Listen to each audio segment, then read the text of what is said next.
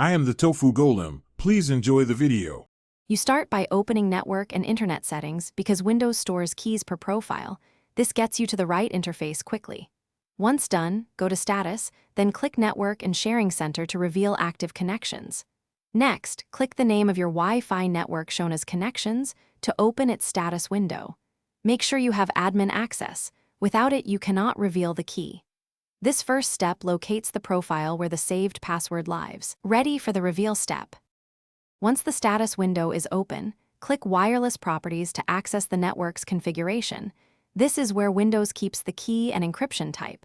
Then switch to the Security tab, which shows the network security type and the obscured network security key.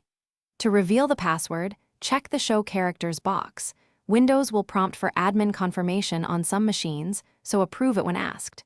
This step actually extracts the saved key. Write it down or copy it securely once visible, because you will need it to connect other devices.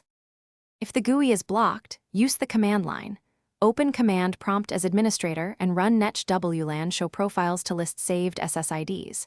Then execute netwlan show profile name equals your SSID key equals clear. That outputs the key content line, which is the Wi-Fi password. This method works because Netch reads the same stored profile data but bypasses some UI restrictions. Troubleshooting tip. If key content is empty, make sure the profile exists on this PC and you ran the prompt as admin. Otherwise, Thanks for watching. Consider subscribing if we helped you today.